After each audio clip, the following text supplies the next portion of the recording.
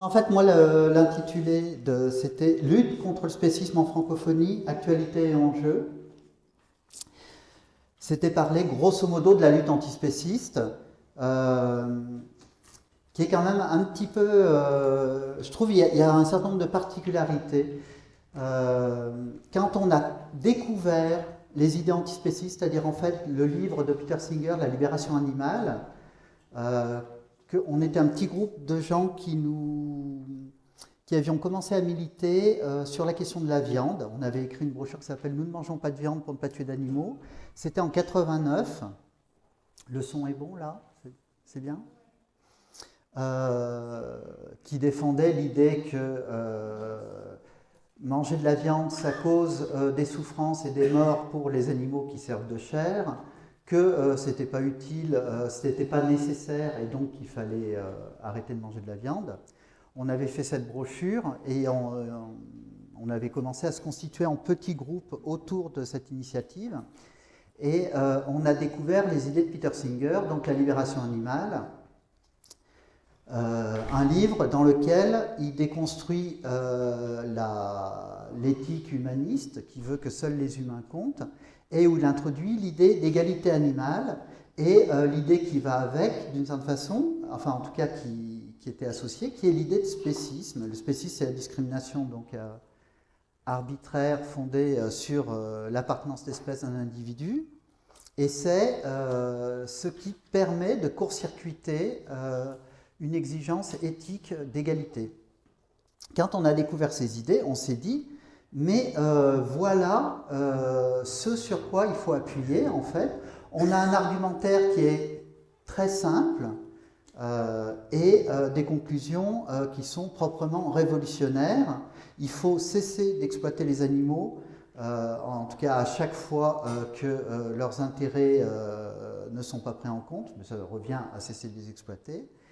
Et il faut les prendre en compte au moins aussi bien qu'on prend en compte actuellement les humains. On peut aussi faire des progrès à ce niveau-là, je veux dire au niveau des humains.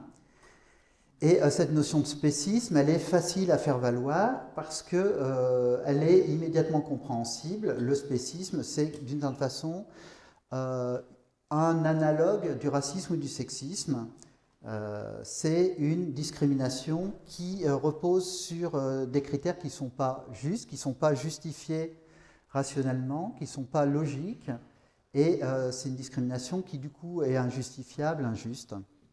Et du coup, comme c'est cette discrimination-là qui fonde l'exploitation animale, c'est facile à faire valoir qu'il faut en finir avec l'exploitation animale. Vraiment, on s'est dit, on a là un levier, un point de levier, un levier, oui, simple à faire valoir pour la lutte, dans la lutte pour les animaux. Et dans la foulée, on a été quelques-uns à créer la revue Les Cahiers Antispécistes, dont le but était d'explorer la question du spécisme et puis aussi ses implications de façon large au niveau donc non seulement éthique, philosophique, mais aussi culturel en général, politique, etc. Et c'est comme ça qu'est né le mouvement antispéciste en France, et puis qui s'est développé ensuite en francophonie.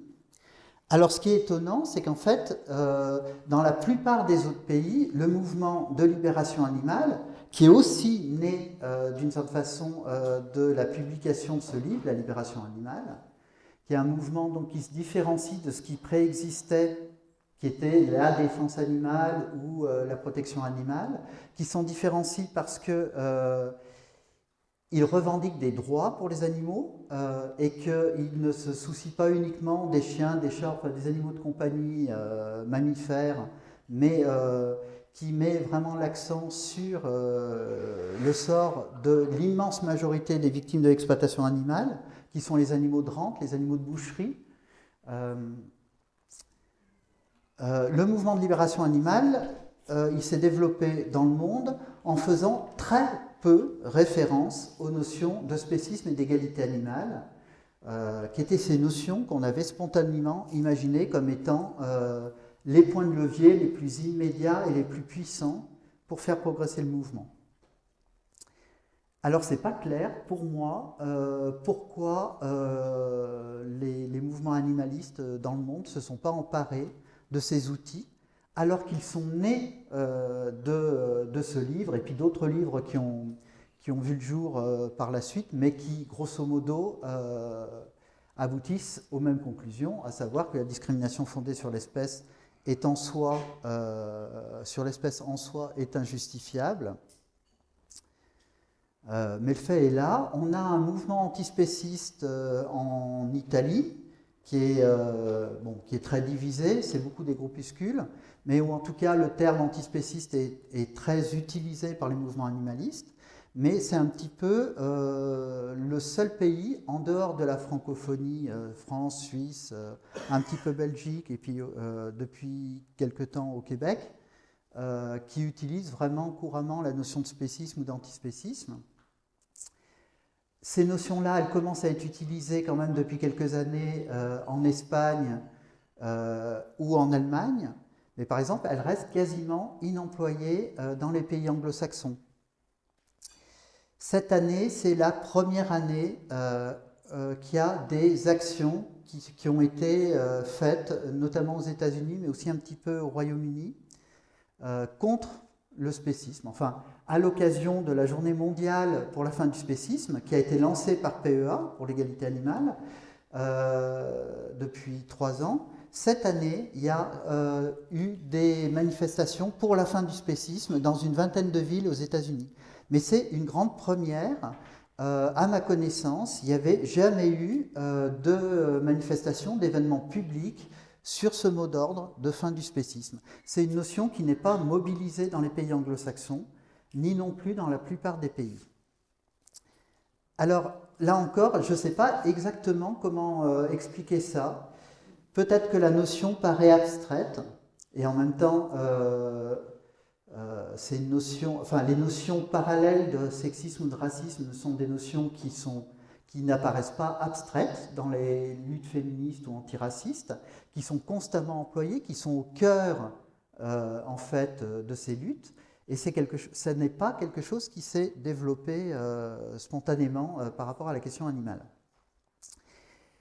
Et en France, ça s'est quand même pas mal développé, mais parce qu'il y a eu il y avait la défense animale qui existait jusque dans les années 90 en France, et puis c'était pareil en Suisse, et il n'y avait pas de mouvement structuré pour remettre en cause l'ensemble de l'exploitation animale, et il n'y avait pas non plus de théorisation qui était faite autour de la question animale. Donc en fait, quand on a créé les cahiers antispécistes, on a pris une place qui était laissée vacante, et on a développé un discours rationnel au sujet de l'exploitation animale, donc pas mal centré sur la notion de spécisme, en publiant aussi des textes donc, qui étaient pour l'égalité animale, c'est-à-dire pour l'extension de l'égalité de considération des êtres sentients, pour l'extension de la sphère de considération morale et pour l'extension de la sphère de l'égalité. On a pris une place qui était laissée vacante, et de fait, le mouvement qui s'est constitué en France à partir des années 90 est un mouvement qui s'est beaucoup revendiqué comme mouvement antispéciste. C'est un mouvement qui s'est développé tout au long des années 90, beaucoup dans un milieu particulier qui était le milieu anarchiste. Et il y a eu un moment où il y avait des dizaines de groupes en France, un peu dans chaque ville. Et c'est un mouvement qui a reflué en tant que mouvement antispéciste à partir du début des années 2000. Moi, je daterais ça de quand il y a eu la première Vegipride qui a été organisée. C'est David Olivier qui a eu l'idée d'organiser cette manifestation. La Vegipride, c'était une manifestation qui a été conçue, qui a été pensée par un antispéciste dans un cadre stratégique lié au développement des luttes animalistes, mais qui était une manifestation qui ne se revendiquait pas antispéciste. La Vegipride, c'était la marche de la fierté des végétariens de ne pas participer au massacre. Bon, elle avait été impulsée parce que il y a toujours, mais à l'époque c'était assez puissant, une végéphobie extrêmement puissante en France, qui faisait qu'énormément de personnes qui devenaient végétariennes pour les animaux renonçaient au bout de quelques mois à cause de la pression sociale, de l'hostilité, ou bien continuaient à être végétariennes, mais en se taisant, en rasant les murs, en n'osant pas affirmer qu'elles étaient végétariennes par souci des animaux. Bon, mais là, ce n'est pas ce où je veux en venir, c'est que cette manifestation a été organisée explicitement comme dans le but de rassembler toutes les personnes qui étaient végétariennes par souci des animaux. Et c'est quelque chose qui a eu un impact très négatif sur le développement du mouvement antispéciste parce qu'il était très lié donc au mouvement anarchiste et à des pratiques assez identitaires, radicales, etc. Et que des antispécistes liés notamment au cahier antispéciste, qui était un peu la figure de proue, organisent une manifestation ouverte à tout le monde, en fait, sans autre type de critères que être végétarien pour les animaux. Ça signifiait manifester avec des gens qui pouvaient être du PS ou de droite, etc., etc. Et en fait, il y a beaucoup de gens des milieux anarches qui se sont un peu, qui ont cessé d'être militants sur la question du spécisme. À la suite de ça, ils n'aimaient pas l'évolution que leur semblait prendre le mouvement antispéciste. Et dans les années, à partir des années 2000, il s'est développé, à partir de la Végipride, il s'est développé effectivement un végétarisme pour les animaux, puis très vite un véganisme pour les animaux, qui ne se revendiquait pas nécessairement comme antispéciste. Et il a continué à y avoir pas mal d'actions proprement antispécistes en France, vraiment qui étaient pensées pour à la fois propager l'idée que c'était injustifiable de manger des animaux, il y avait un focus de mis sur la question de la viande,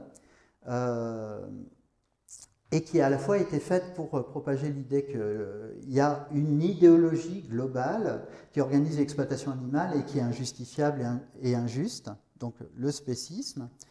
Il y a eu quand même au courant des années 2000 pas mal d'actions publiques, collectives qui ont été organisées. Il y avait les actions sans des bêtes, par exemple, des fois qui ont eu lieu dans 6-7 villes différentes de France simultanément, qui consistaient à répandre du faux sang et qui étaient sur le mot d'ordre en finir avec le spécisme. Mais on a la constitution d'un mouvement végétarien pour les animaux qui va pas mal mettre l'insistance sur le végétarisme plus que sur l'antispécisme, plus que sur l'idée d'une lutte contre le spécisme. Et puis, dans les cercles antispécistes, on a eu, à partir de 2006, chaque année en France, il y a les estivales de la question animale qui sont organisées, qui sont des rencontres de discussion qui durent une semaine, où il y a des conférences, des débats, etc., et qui ont toujours été une sorte de creuset d'idées et d'initiatives pour le mouvement animaliste français et francophone. Et en 2006, il y a une conférence d'Antoine Comiti sur l'histoire de l'esclavage et des luttes contre l'esclavage au Royaume-Uni. Et à la fin de cette conférence, il y a l'idée qui germe qu'on pourrait avoir une revendication politique autour de la question de la viande, une revendication d'abolition de la viande. Que jusqu'à présent, on s'était adressé aux individus pour leur demander de changer de régime alimentaire, mais ça restait sur le mode... l'implicite était un petit peu que ça restait une question privée. On essaye de convaincre les individus privés de changer d'avis et de comportement. Là, l'idée, c'était de passer à une revendication sociale et politique avec cette idée d'abolition de la viande et que c'était une façon, rien que de formuler les choses en ces termes, c'était une façon de dire il ne s'agit pas d'une histoire de morale personnelle, il s'agit d'une histoire de morale universelle et qui implique que la société, dans son ensemble, prenne position. D'abord, accepte le débat sur la légitimité de la consommation de la viande et prenne position sur cette question.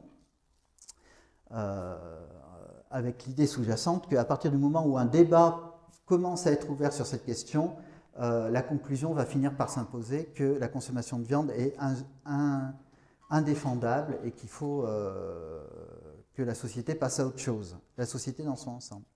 Et du coup, pas mal d'antispécistes ont mis le paquet sur cette histoire de revendication de l'abolition de la viande et ont délaissé un militantisme proprement antispéciste centré sur la dénonciation du spécisme et la revendication soit sur droit des animaux, soit égalité animale, deux façons différentes de revendiquer.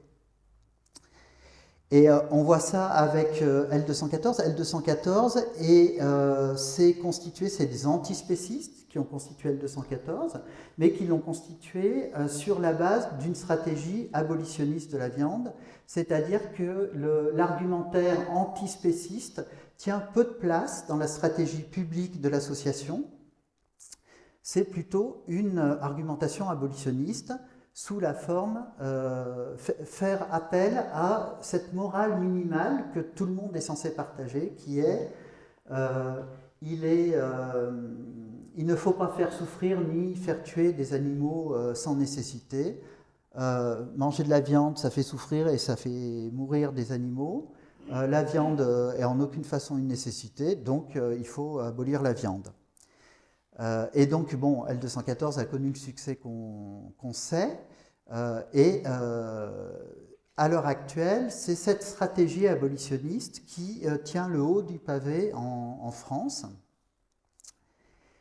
Et à un moment donné, on est un certain nombre à avoir un peu pris peur de voir que les références à l'antispécisme disparaissaient, que très vite, en fait, les jeunes militants n'avaient jamais entendu parler d'antispécisme, ni de la critique du spécisme, ni des idées d'égalité animale, que même les notions de droit des animaux étaient peu maniées, peu utilisées dans le débat. Et puis qu'à la place, il y avait vraiment un focus sur l'histoire de, non plus de végétarisme comme au début, mais de véganisme. Mais donc, il y avait un focus sur, encore une fois, un rapport, on demande aux individus de réfléchir et de, en leur âme et conscience, individuellement, changer leur comportement de consommateur, hein, que ce soit pour la viande ou pour les sous-produits animaux, ou pour le cuir, etc., etc. Mais on reste dans un rapport interindividuel qui présuppose d'une certaine façon que c'est une question privée. Et puis surtout, la référence à un changement de société disparaissait un peu avec la disparition de cette critique du spécisme. Et on s'est dit, il faut remettre en selle, vraiment, redynamiser cette critique du spécisme et arriver à relancer des initiatives militantes qui portent sur cette question-là, d'une part pour le débat public, mais aussi d'une certaine façon pour que le milieu militant animaliste ait connaissance de ces outils-là et les utilise. Bon, en fait, ça a assez bien marché dans la mesure où, en quelques années, effectivement, l'antispécisme est revenu un petit peu sur le devant de la scène animaliste et même de la scène globale. Je veux dire, dans les pays francophones, c'est une notion qui est pas mal discutée. Mais il faut dire qu'on a eu l'appui inespéré, enfin on a bénéficié de l'appui inespéré de l'apparition du bouquin de Émeric Caron, Antispéciste, qui a beaucoup fait pour populariser le terme bien au-delà du mouvement animaliste et pour faire en sorte que effectivement, une partie ou toute ou partie du mouvement vegan soit identifiée à l'antispécisme, c'est-à-dire en fait à un projet politique d'une société non spéciste. Je pense qu'on a eu beaucoup de chance à ce niveau-là qu'une personnalité aussi connue que Caron écrive ce livre et qu'il ait un accueil aussi favorable dans les médias. Je pense qu'on doit peut-être ce renouveau de la problématisation de la notion de spécisme doit beaucoup en fait à son action, peut-être plus qu'à notre action militante. Bon, mais on a aussi essayé de mettre en place des modes d'intervention dans la sphère publique qui permettent de revivifier cette notion et de la faire réémerger en tant qu'outil d'intervention politique. Ça a été notamment en créant, et c'est PEA qui l'a créé, la Journée mondiale pour la fin du spécisme, qui était l'occasion de créer des événements publics d'ampleur. Il y a eu 2 marches organisées en Suisse pour la fin du spécisme qui ont mobilisé jusqu'à 1 millier de personnes, ce qui est beaucoup pour la Suisse. Bon, heureusement, il y avait beaucoup de Français. Mais non, mais je blague, mais c'était des marches assez importantes, puis qui ont été énormément relayées en Suisse. Et PEA, elle-même, est une association qui s'est constituée vraiment autour de cette idée de spécisme et d'égalité animale, c'est-à-dire vraiment avec l'idée de tester une stratégie fondamentalement centrée sur la critique du spécisme et la promotion de cette notion d'égalité animale. Et ça, c'est quelque chose qui transparaît à travers plein de modes d'action PEA. Il y a eu plein, par exemple, de communiqués de presse qui ont été faits à partir de faits divers, en fait, qui étaient des communiqués de presse qui étaient conçus pour mettre en avant la notion de spécisme. Par exemple, il y avait un ours qui s'était évadé d'un zoo. Il y a eu un communiqué de presse qui a été fait disant « Mais bon, cet ours, il est emprisonné, il n'a rien fait. C'est uniquement le spécisme qui autorise qu'on vienne ainsi emprisonner un être et le priver de sa liberté.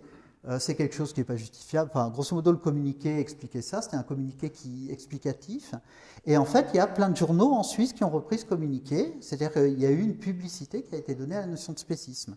Puis il y a eu d'autres communiqués sur d'autres cas. Un chien qui devait être euthanasié parce qu'il avait mordu quelqu'un, etc., etc. Et à chaque fois, ça a eu un certain impact en Suisse.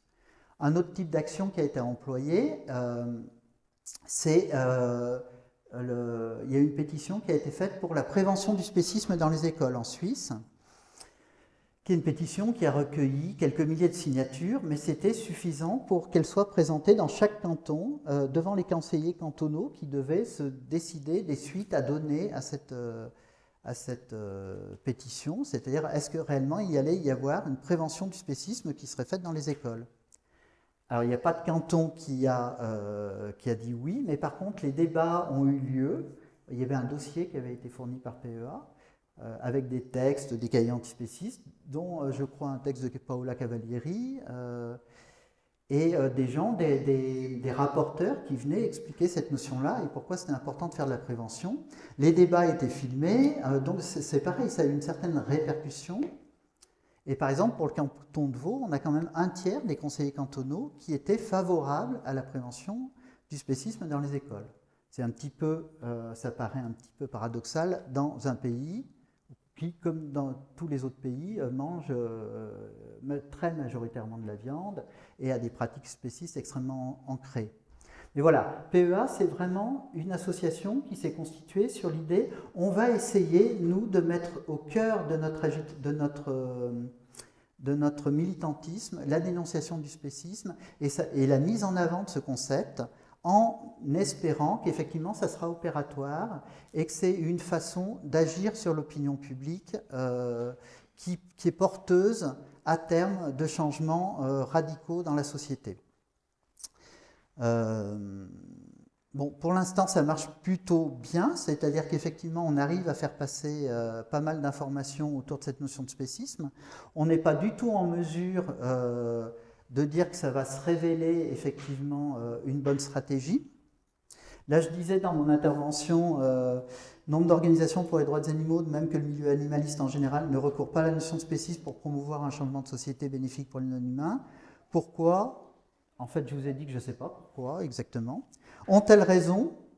En fait, je ne sais pas du tout si elles ont raison. C'est l'avenir qui nous dira si ce type de stratégie, qui n'est pas adoptée en fait, de stratégie de PEA, qui n'est pas adoptée par l'immense majorité des autres organisations, se révèle effectivement profitable. Ce colloque rentre aussi dans cette stratégie-là. Il est tout entier centré sur la notion de spécisme et il vise effectivement à populariser cette notion et à faire en sorte qu'on ait des outils d'intervention dans l'arène publique sur cette question. Bon, en France, parallèlement, avec la critique de la stratégie véganiste qu'on a essayé de diffuser, qui est la critique de se focaliser sur cette unique stratégie et d'une certaine façon de populariser, enfin de contribuer à maintenir l'idée que la question animale serait une question privée, une question qui concerne les individus et qui peuvent, en leur âme et conscience, décider s'ils continuent ou non de massacrer, de faire massacrer, etc. pour la viande.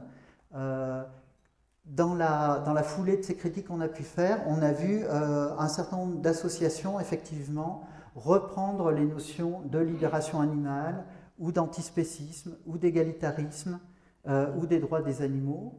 Et ben, la plus connue, c'est 269 Life, Libération animale, qui avait un discours purement véganiste, go-vegan, à ses débuts, et qui maintenant a clairement un discours antispéciste, et qui le met sans cesse en avant. Mais il y a plein d'autres organisations, effectivement, qui ont recentré leur discours autour des histoires d'égalité animale et spécisme. Il y a le collectif René pour l'égalité animale. À Nantes, il y a un collectif nantais pour la libération animale, je crois, mais qui est aussi clairement antispéciste, etc., etc. Il y a une revivification à ce niveau-là de l'emploi de ces outils politiques. La notion de spécisme, la notion d'égalité animale, etc.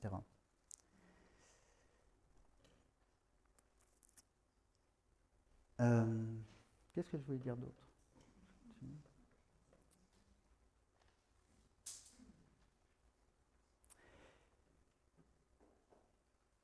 Le pari, c'est qu'en fait, bon, cette notion de spécisme, c'est une notion qui porte en elle une critique radicale de l'humanisme et du coup du fondement même de nos sociétés, qui sont vraiment structurées totalement sur cette idée que c'est l'humanité qui compte, c'est l'humanité qui est à prendre en compte, et que du coup les autres êtres, en tant que non-humains, ne comptent absolument pas. C'est un pari sur le caractère subversif en soi de cette notion de spécisme. C'est aussi un pari sur la force des idées. C'est-à-dire que c'est quelque chose qui a été amplement discuté ici. Cette notion de spécisme, elle est indéfendable rationnellement. C'est, que ce soit en philosophie morale ou que ce soit, si on la prend plus largement, le spécisme en tant qu'idéologie, ça peut être l'humanisme, etc., c'est une notion qui n'est pas que les gens échouent à argumenter, à défendre d'un point de vue argumenté. Donc il y a vraiment un calcul sur le moyen terme, je dirais, qui est qu'à un moment donné, on va réussir à imposer cette évidence que le spécisme n'est pas défendable et qu'il faut un changement de critères fondamentaux dans l'éthique qui fonde nos sociétés.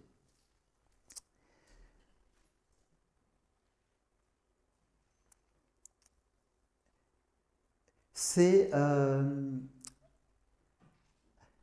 d'une certaine façon, moi je trouve la situation assez bonne dans nos pays francophones parce que effectivement cette notion de spécisme elle est un petit peu connue et elle est un petit peu discutée.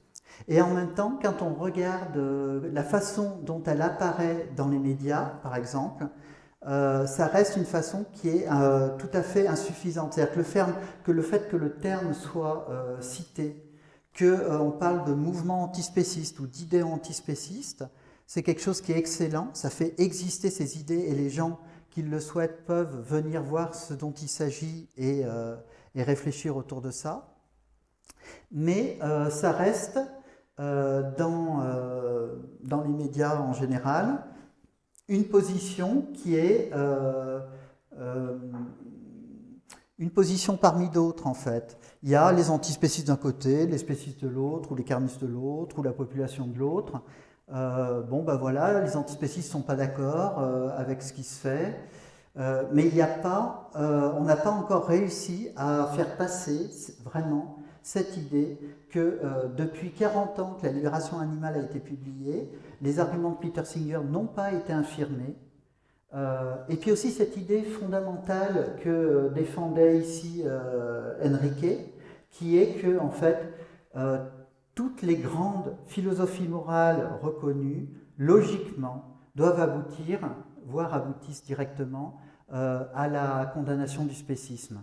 C'est-à-dire qu'à l'heure actuelle, dans la façon dont c'est présenté, le spécisme, enfin l'antispécisme et le spécisme restent deux idées qui sont enfin deux positionnements qui sont adverses ou qui sont opposés, mais il n'y a pas, on n'arrive pas à faire passer cette idée qu'en fait on a raison et que les autres ont tort.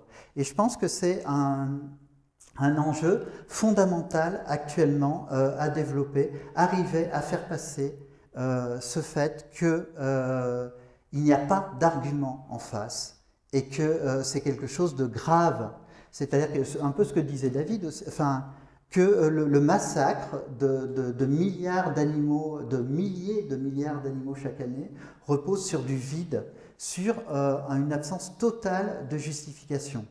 C'est quelque chose d'extrêmement important et je pense qu'il y a vraiment un enjeu considérable, un enjeu primordial à arriver à faire passer cette idée. Et c'est quelque chose qui est un petit peu difficile parce qu'en face, on se retrouve face à des gens qui argumentent en abaissant systématiquement le niveau de l'argumentation. Et ici, il y a Thomas Lepelletier qui va faire tout à l'heure une intervention sur un autre sujet, mais il a publié un bouquin qui s'appelle « L'imposture intellectuelle des carnivores ». Et c'est un bon bouquin qui démonte les discours des gens qui ont pignon sur rue, en France essentiellement, mais du coup ça touche un peu toute la francophonie, qui défendent la consommation de viande ou le spécisme, etc. et qui montrent à quel point leurs arguments sont inconsistants, voire ne sont pas des arguments, ne sont en tout cas souvent n'ont même pas l'apparence de la logique. Et à l'heure actuelle, on en est aussi là, c'est qu'il n'y a pas de véritable débat, on pourrait dire un débat honnête, un débat argumenté sur cette question de spécisme. Et que c'est un enjeu d'arriver à imposer le fait qu'il y ait des discussions sérieuses sur un sujet aussi sérieux que celui-là. On en est encore à affronter j'allais dire des imbéciles, mais ce ne sont pas des imbéciles, ces gens-là, mais des gens qui tiennent des propos imbéciles sur la question. Je pense qu'ils tiennent des propos imbéciles parce qu'en fait, ils n'en trouvent pas d'autres. Ils n'ont pas de bons arguments pour défendre le spécisme. Mais c'est quelque chose que nous devons avoir pour tâche de montrer clairement. Je ne sais pas, ça ne va pas se faire tout seul, c'est l'objet du combat à mener, à mon avis, aujourd'hui. Et un autre point sur lequel je voulais insister, c'était que le mouvement antispéciste s'est développé dans les années 90 beaucoup autour ou à partir des cahiers antispécistes, qui était une revue d'exploration vraiment autour de la question animale, mais plus précisément des idées d'égalité animale et de spécisme, et qu'aujourd'hui, on n'a plus vraiment des outils de ce style qui